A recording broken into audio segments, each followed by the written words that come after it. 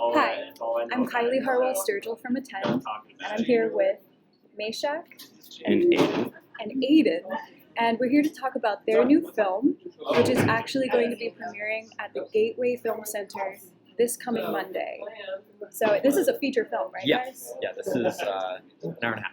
An hour and a half. All right. Yeah. So, and how old are you guys? I'm 15. 16 and 15, and I'm not going to say my age. But that's really exciting that you're actually releasing something at such a big theater. Yeah.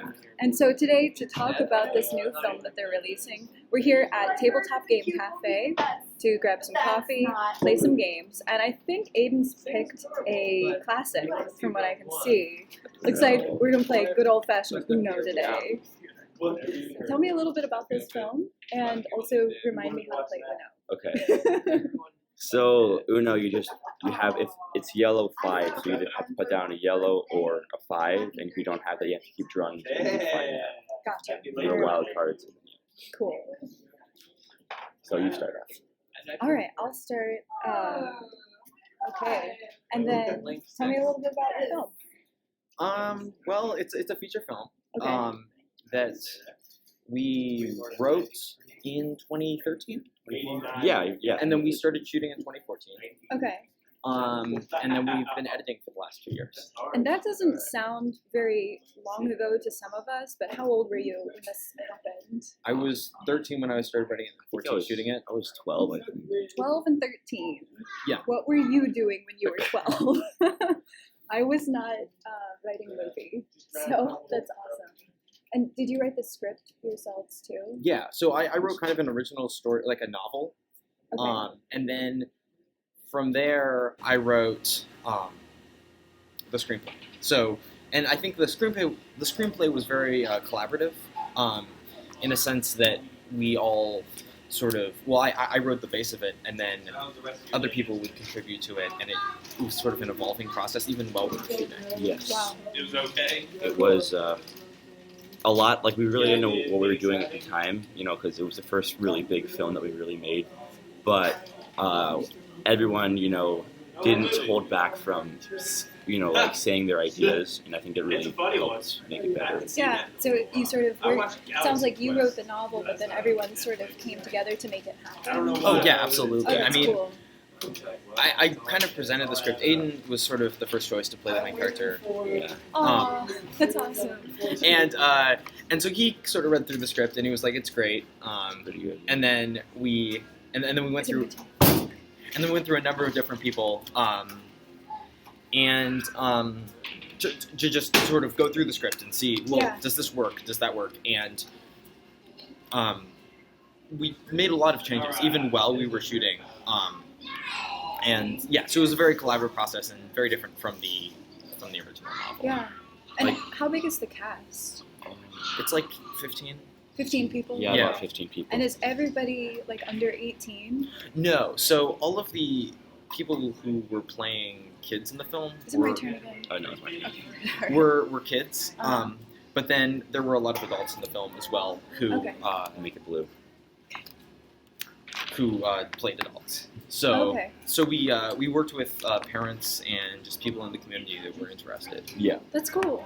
But like most of the main characters, well, actually all the main characters were all under 18. Well, I guess the exception of that is that there's a wizard in the film who's supposed to be Hold short. up. Hold up. The name of the film is called Red Crystal, so let's go back, rewind to there's a wizard, Yeah. Yes. So there's a wizard guy who's sort of the mentor throughout the film, and like a Gandalf-y, yeah, Dumbledore-y. Okay. absolutely. But he's really short. He's really short. Sweet. So he was played by a 9-year-old in intense makeup. That's awesome. Yeah, which is like we had this like it was written as that. It wasn't like a compromise thing. Like we were casting a 9-year-old to play a That's wizard. amazing. So and he was so much fun to just like hang out with on set too. And he had like the first day we were shooting, we were trying to figure out how to do his hair. Yeah. So what we ended up doing is taking white face paint. Uno. Uno. Is that what I do? Yeah. Uno as well. What do I do now? I don't know. Okay. You could just. Tell me more. So by taking white face paint and just like smearing it through his hair. Oh my gosh. So and then after we ran out of face paint, after a number of weeks, we started using just like normal paint in his hair. Oh So my like gosh. so we would shoot for like 4 or 5 hours, and then he would just like have to like get it all washed out, and like his face was all covered in makeup too, because he had like all these like lines and wrinkles on and stuff too. That's awesome. So he had to go through a lot to like play the 90-year-old wizard. Yeah. I feel the pain. I grew up singing opera, and I grew up in musical theater and opera, and I've been everything. I've been dressed up as a geisha. I've been dressed up as a 1920s flapper. I've just run the gamut. But I've never had actual paint put in my hair. Yeah. I think I would kind of draw the line at that. Yeah. We actually have done that since, like for other things. Put paint in kids' hair. Oh yeah. We partner with there's local film groups, and one of them's called Film 2 Studios, and they're working on a Batman sort of spin-off thing. Yeah, like a story. Yeah. That's cool. And there's the Joker in it. He took one day he ran out of his green hair paint. This was Marco played the Joker in this. Oh. And so he took his green makeup and just put it all the way through his hair. It was great. Do what you do. All right. So what do I Wait, do? it's your turn now again. Because he skipped me with the Oh. take 2. Okay, that's my last thing. Oh, then you Yeah. won. Yay! Awesome. Cool. All right. You want to pick another or go again? I don't know. We can. Go again. Yeah, let's go. Okay. Awesome. You want to shuffle? You're better at that. Yes. Cool. So you have a 9-year-old playing a wizard. Mhm. You're the main character. Yes. So what is this story about? I mean, I've read a little bit, but I want to give a taste of it. You don't have to give away spoilers. Yeah. So the story is sort of about this average kid who learns about this magical past that he has, or that his parents had, and is sort of taken on this adventure as it's sort of a coming of age story. But from people coming of age. Yeah. So a lot of us are used to an author, male or female, like J.K. Rowling, writing the coming of age piece, but it's sort of like afterthought, background of our own lives. But this is really neat because you wrote it as it was happening. Yeah. So that's awesome. Yeah, and like a lot of the elements in the story, there's planes and there's magic and there's wizards and Are there magic planes? no. So like we sort of created the world. So the first 30 or 40 minutes of the film take place on Earth, and then there's an event that happens, and they go to this other dimension for the other 50 minutes of the film.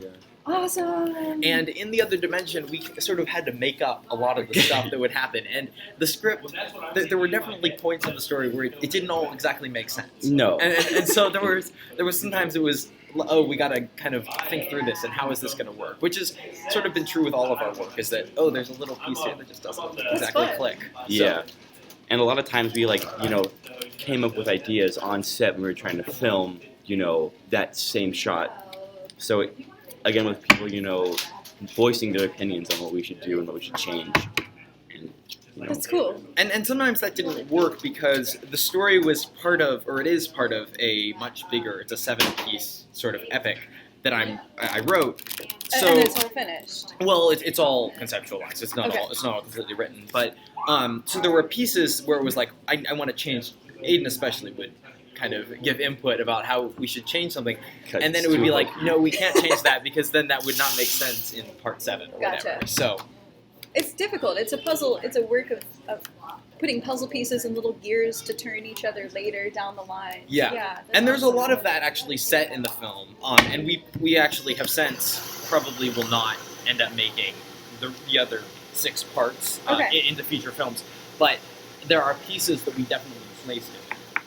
So when you watch the film, you'll probably see little parts that nod to things down the road. That's awesome. And you do have more work coming out.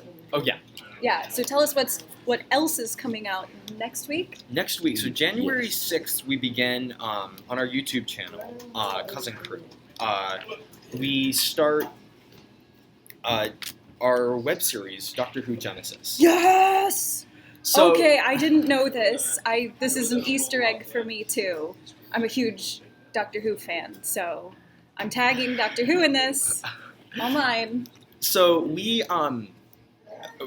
all of us were big fans of Doctor Who. As you should be. So we kind of, to step back, we kind of have this group called Cousin Crew, and it's this group of 8 or 10 people, and we sort of kind of met over the Red Crystal, and have since we've made shorts and podcasts and other kinds of video and a lot of online content, and we're all big fans of Doctor Who.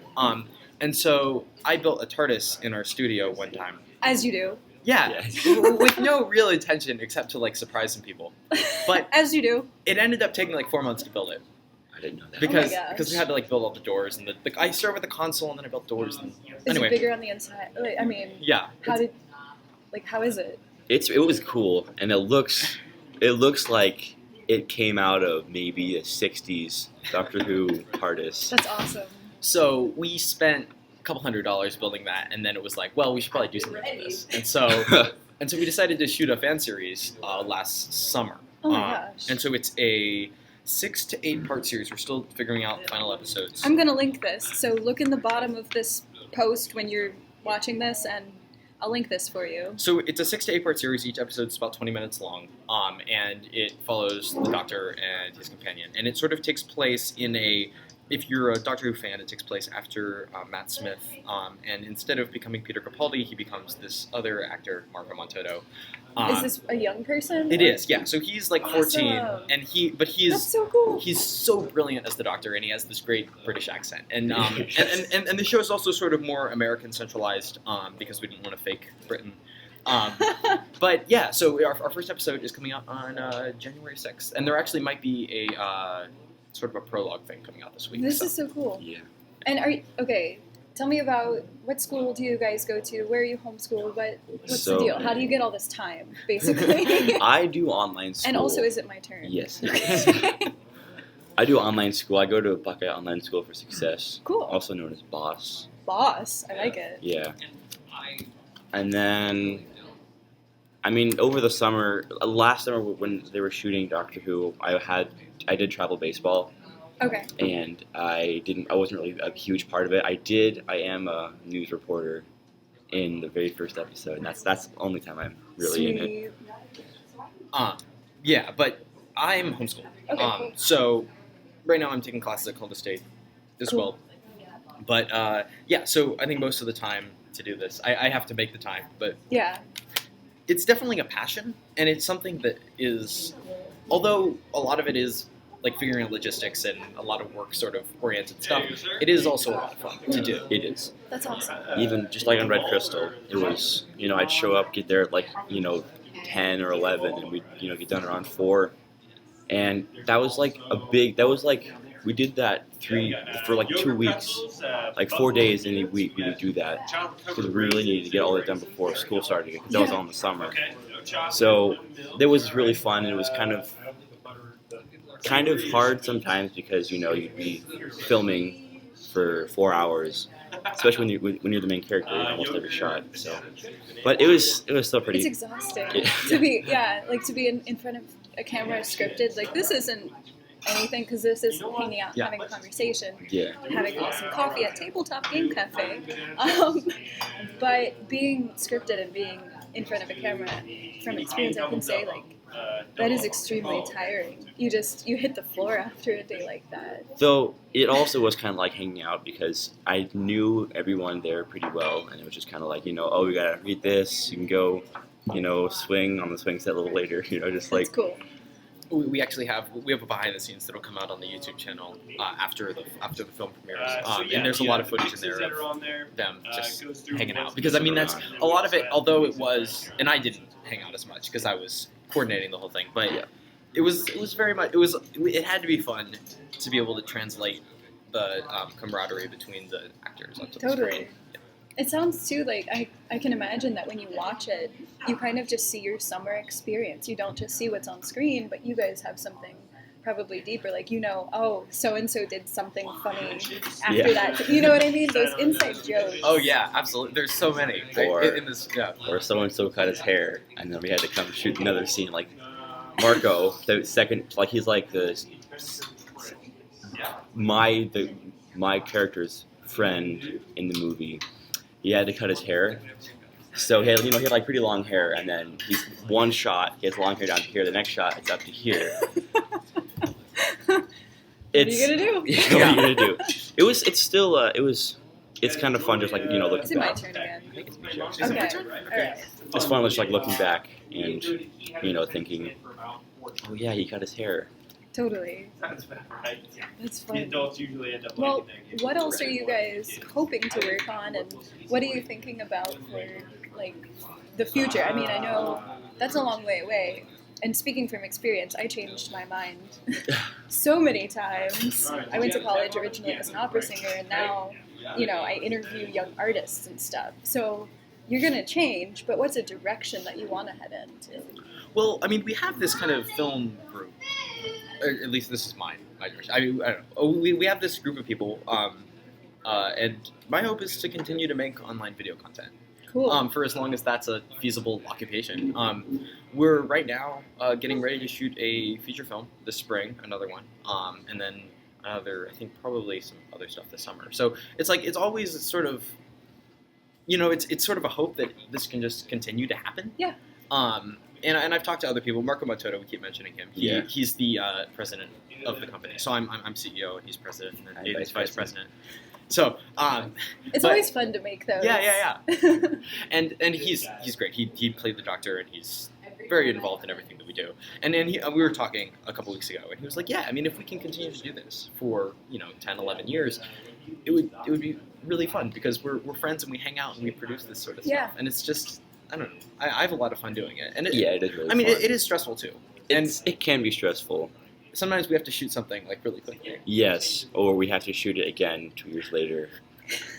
And again, you're talking like coming of age, then we have come of age. And So you're like a foot taller. yeah, and like And your yeah. voice has changed. Different Oh, hair. the voices, yeah. So we had some issues with microphones on set. Oh my gosh. Many. We had to like probably 5 times we had to like change.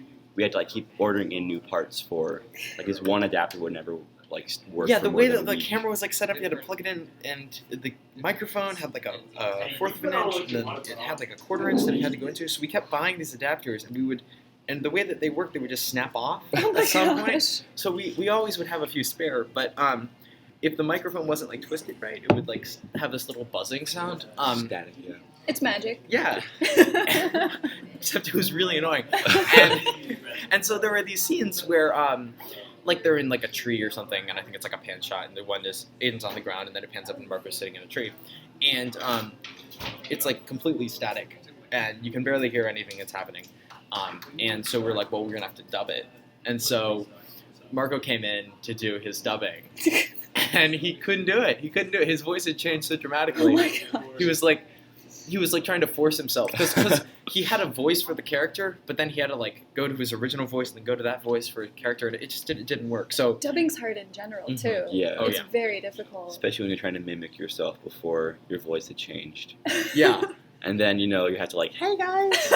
It's doesn't sound the same. It's I don't think I've ever seen a film.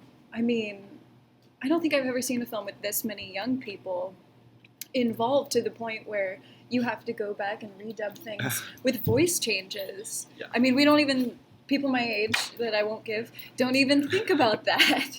Like, that's just not a thing we have to deal with in our art.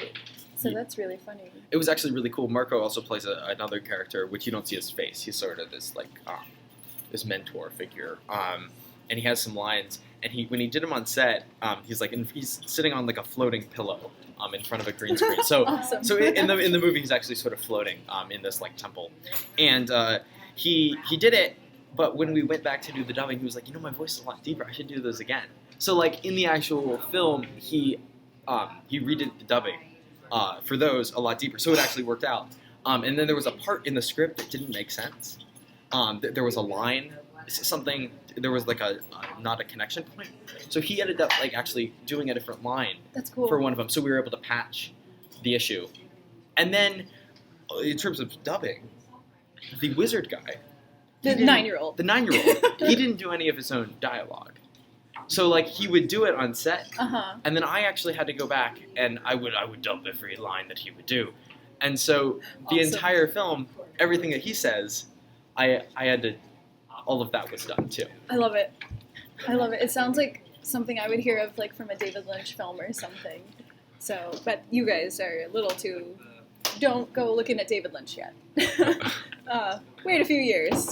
I didn't mention David Lynch to them. That wasn't me. Yeah.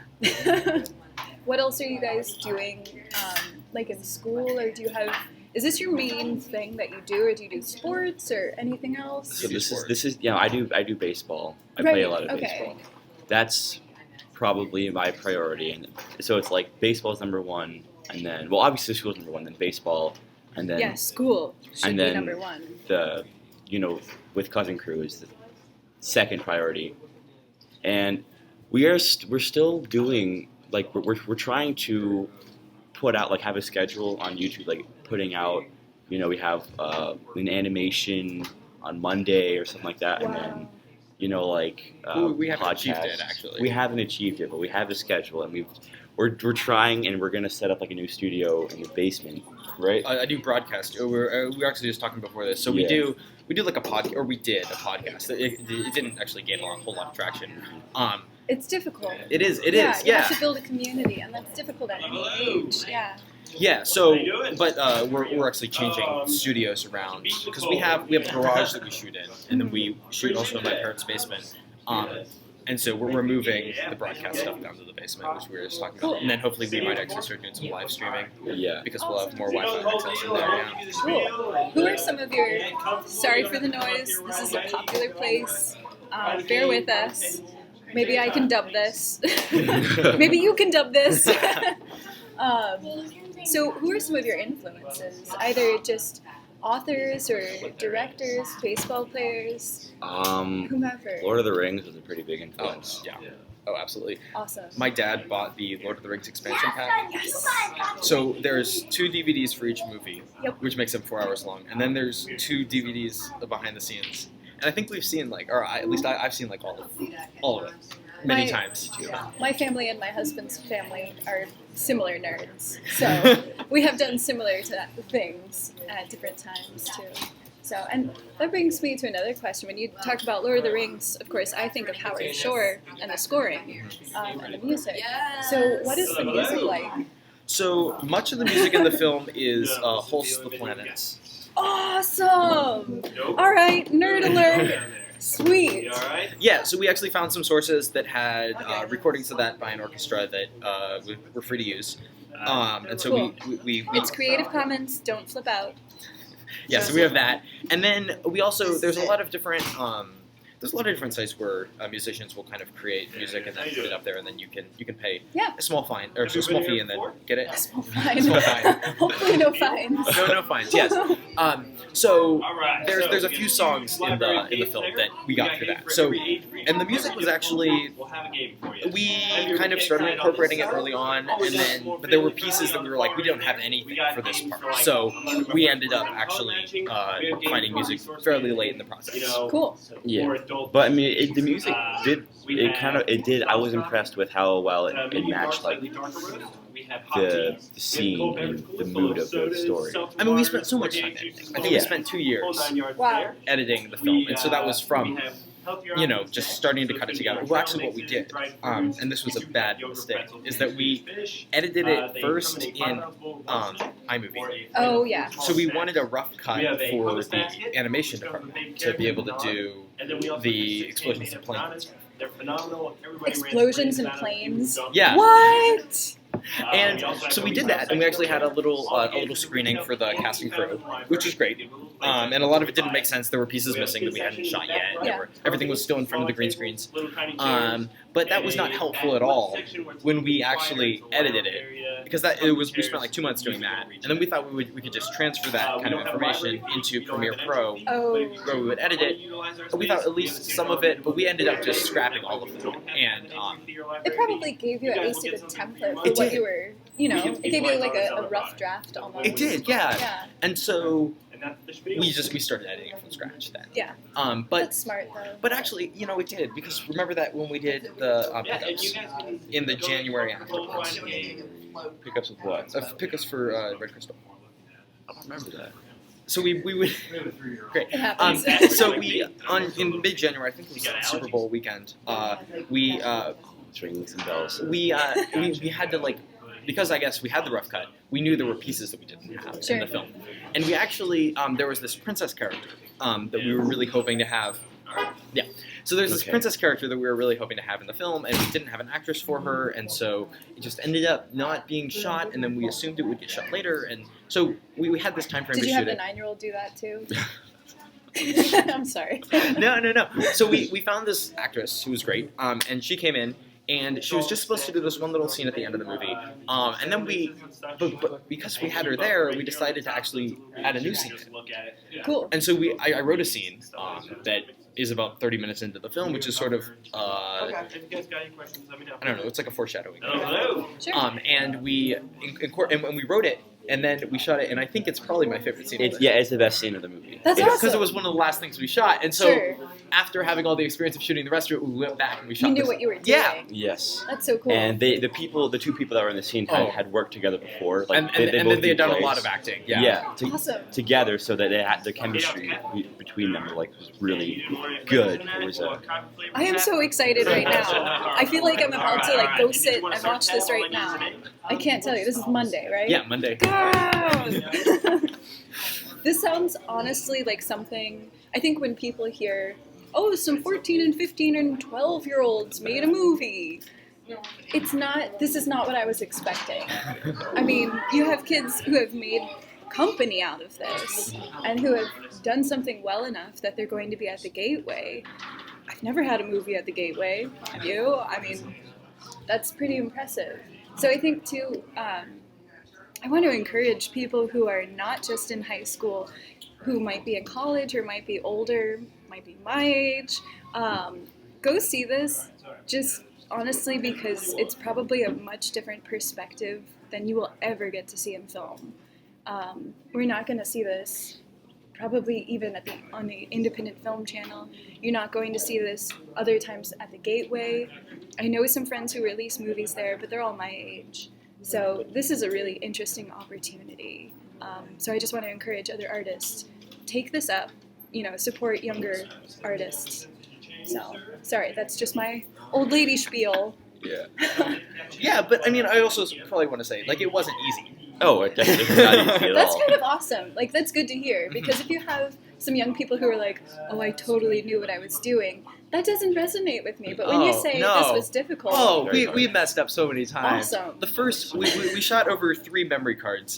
The Oh my first gosh. memory card, it was about 9 hours of footage the footage that we then took down to the hour and a half of just, it was reshoots and stuff. Yeah. But the first memory card, almost none of it's in the actual movie. No. We would shoot scenes and we'd be like, it didn't work. Got to shoot it Wow. again. Or, oh, you're wearing the wrong costume. Got to shoot it again. There was one scene. It's a quick scene where Marco and Aiden are sitting on a plane and they have this little back and forth quick dialogue. Oh yeah. And then a missile comes and they have to a missile. Yes. they have to do a duck thing. So Yeah. we shot it. We shot it once and the mics were bad. We shot it again and they were wearing the wrong costume. And then we shot it the third time and Marco did this thing when the missile came. Do you remember this? He flew back. So what we did was we had chairs from my parents' van Yeah. Oh my balanced on these 2x4s in front of a green screen in our studio. This sounds dangerous. Oh, it was very dangerous. And they had to do this thing where so the missile was coming and then it was shock back. And Marco, he hit really hard and then he just fell backwards. Tumbled back, yeah. It isn't in the actual film, but I hope to actually show this in the blooper reel at some point. But he hits the floor and you see his legs fly. It was so great. Yeah. But it took a while to circle through this. Oh, yeah. Yeah. Yeah. That's awesome.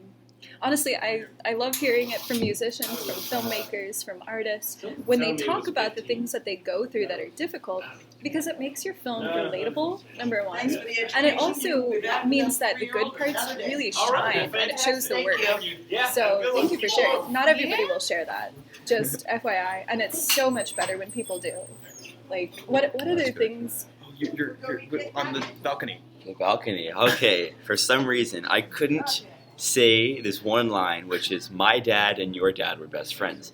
I kept saying my dad and your Bab were best friends, and we probably took about 20 takes to finally for me to get it down and not smile or look at the camera or mess up my line. That was also a hard one. Looking at the camera. Yeah, the camera thing was difficult. Especially Yeah, for I this. understand. Yeah. So, and are you guys going to be available afterwards or before? Are you going to give a talk or anything? Yeah, so before the film, I think I'm going to talk for like 5 minutes just Okay. about the project. And then afterwards, we'll be hanging out outside of the theater if anyone wants to chat with us. Cool. Yeah. So, I hope you guys attend.